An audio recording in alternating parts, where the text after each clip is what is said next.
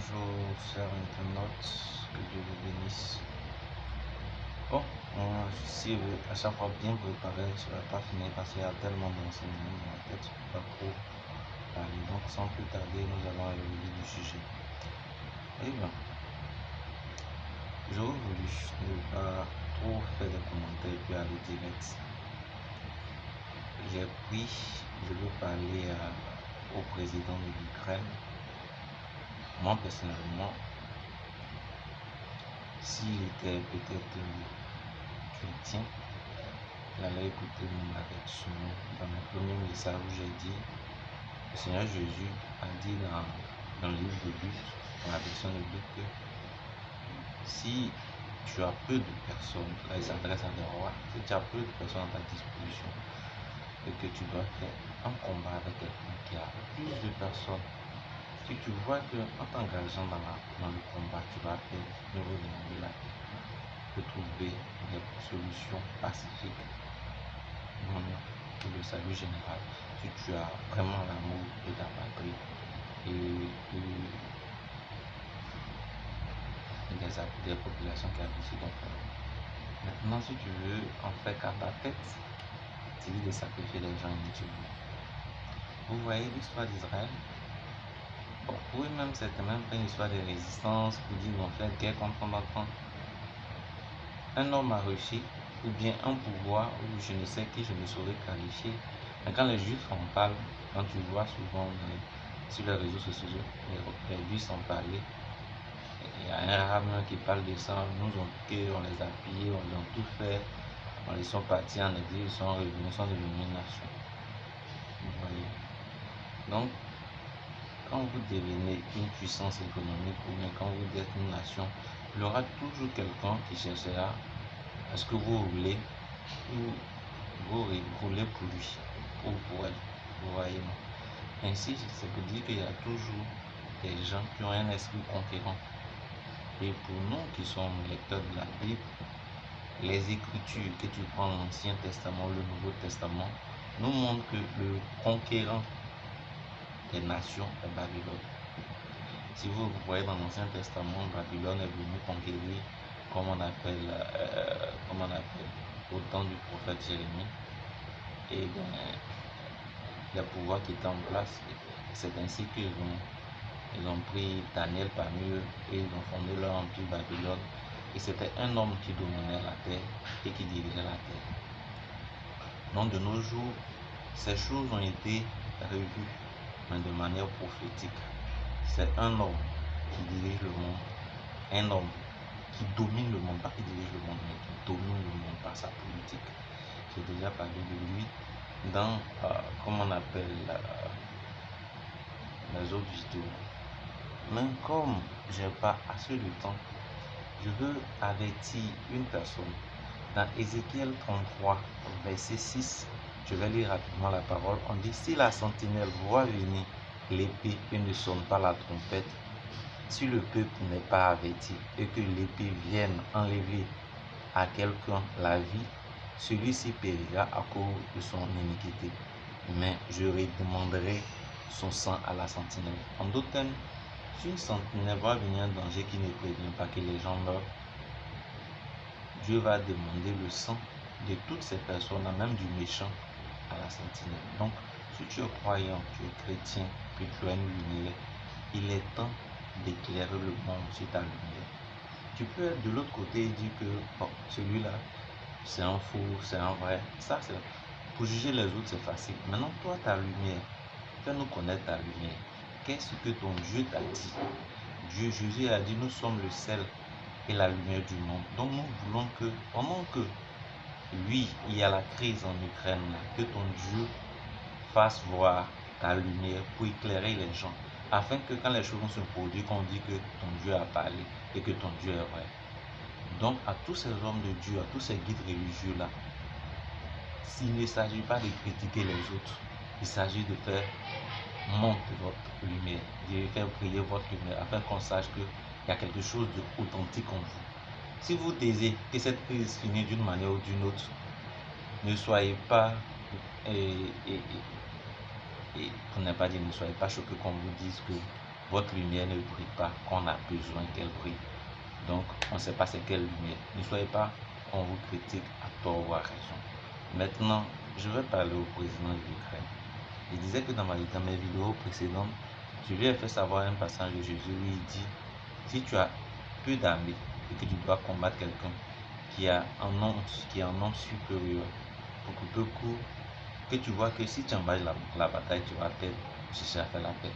Et quand je lui ai dit, je suis que je ne sais pas s'il a pris ça au sérieux ou pas, mais je viens lui dire, ce même président, que selon les révélations que j'ai reçues concernant le président de l'Ukraine, s'il persiste dans cette voie de guerre, il va mourir. Car j'ai vu dans une vision où son homme de main, je ne sais pas si c'est un cyborg, je ne sais pas si c'est l'homme le plus fort du monde, celui qui compte avec lequel il marche là, celui-là était mort. Et lui, il était mort. Donc comment j'ai su que c'était un guide? Parce que sa tête était décapitée. C'est-à-dire, c'est comme un leader dont on a rêvé. Je suis en train de dire par ce message que tu ne seras plus président de l'Ukraine. Les jours sont comptés. Parce que tu as pris des décisions, tu as pris une mauvaise décision. Je ne sais pas. Qu'est-ce que l'Occident? Parce qu'aujourd'hui, les ennemis de Poutine se sont dévoilés. À une petite occasion nette, ils ont décidé de t'armer pour que tu détruises ta patrie pour le compte, pour vouloir nuire à Poutine. Voilà. Vous voyez, Poutine est bien placé pour savoir qui fait quoi, parce que la Russie aussi fait partie qui a un droit de veto, comme on appelle, au niveau des Nations Unies. Donc quand vous fréquentez une personne, vous savez comment la personne réagit, donc vous la savez. Donc s'il vous dit depuis 8 ans, depuis des années, qu'elle vous dit, ah, cette arme de destruction qu'on appelle autant là, je ne veux pas qu'elle s'approche, qu'elle s'avance vers moi, parce que quand elle vient, c'est pour nuire. Toi tu dis c'est pas pour nuire, mais quand tu as eu histoire avec, comme on appelle la Russie là, tu as vu que l'OTAN est venu te donner des armes et même des mercenaires pour nuire à qui? À Vladimir Poutine, pour montrer que ce que Vladimir Poutine disait là, c'est vrai. L'OTAN a agi à un ennemi et s'est dévoilé. Pas plus tard qu'aujourd'hui, quand je me suis réveillé, j'ai lu sur les médias, c'était des Vilipins. On lui posait des questions et on lui a dit, ah, voyant que les États-Unis ont donné des drones, des anti-chars, anti-aériens, tout ça là, est-ce que c'est pas une ligne rouge? Il dit c'est une ligne grise, que en temps normal, certaines armes ne devraient pas être données, mais voilà, ils sont déjà en guerre, c'est une continuité. Donc l'Occident fait la guerre à Poutine. Et toi, tu as laissé ta patrie être un terrain de bataille. Ça montre combien tu n'aimes pas ta patrie. Si toi-même on t'attrape vivant là, c'est l'Occident à travers ces pays là qui vont te cajoler. Sinon, pour les sangs des innocents qui sont morts là, tu dois mourir. Mais comme mon devoir c'est de t'avertir afin de prendre une bonne décision pour arrêter les choses avant que ça soit une guerre totale, à toi de savoir comment tu vas arrêter. Si tu as un plan B, soit tu rends, soit dis aux Occidentaux que tu n'en peux plus, ça c'est encore difficile. Si tu leur dis vont te tuer, tu en sais trop. Donc tu aurais mieux fait de rester humoriste, en tout cas faire du théâtre quelque part là-bas, que de venir être la marionnette des Occidentaux. C'est pourquoi quand ça chauffe, c'est vers eux que tu t'en vas. Il y a longtemps, nous on sait par la Bible que c'est eux qui positionnent certains rois, qui font les campagnes de certains rois, et quand ceux-ci deviennent présidents, ces personnes-là partagent leurs biens à ce peuple-là, à ce Vatican. Donc, pour quelqu'un qui fait des affaires, établir des présidents peut avoir des milliards, soit chaque fin de mois ou même chaque année, que de faire des affaires peut avoir des millions. Si tu es habitué à recevoir des milliards, tu vas tout faire pour que ça continue ainsi. Ainsi, le Vatican ne cessera pas d'être un conquérant. Maintenant, Poutine, lui, quand ces Occidentaux prennent des décisions qu'ils n'aiment pas, alors il dit non, il n'est pas là. En ce moment, la Poutine devient gênant. Et ils ne veulent pas qu'il y ait toujours des personnes qui soient gênantes quand ils sont en train de faire leur politique. Voilà pourquoi ils veulent avoir Poutine. Maintenant, s'ils ont eu Poutine, sachez que ça n'arrive pas que les autres. Si vous restez là sans rien faire, Poutine est une superpuissance. Ils ont réussi à l'avoir. Parce qu'ils tentaient beaucoup conquérir l'Amérique. Et aujourd'hui, à travers ce président catholique qui est Joe Biden, voilà ce que ça a donné. Maintenant, imagine qu'ils arrivent à conquérir la Russie. Ils auront tout gagné. Qu'est-ce qu'ils vont dire? Et puis, la Chine ne va pas accepter. Parce que c'est eux qui contrôlent les médias, c'est eux qui contrôlent tout. C'est eux qui dirigent le monde, c'est eux qui ont des présidents un peu partout. En termes de majorité, c'est eux qui dominent le monde. S'il n'y a pas des gens pour leur dire, quand ils sont en train de prendre des décisions qui ne sont pas trop justes, comme Poutine pour dire non, qui va leur dire non? Donc si Poutine tombe, si la Russie tombe, sachez que vous serez tous à la merci du Vatican, à la merci d'un tel homme qu'on appelle le prince du monde. Maintenant, je vais terminer par une lecture, ou bien comme je n'ai pas assez de temps, vous allez lire après Ésaïe 14.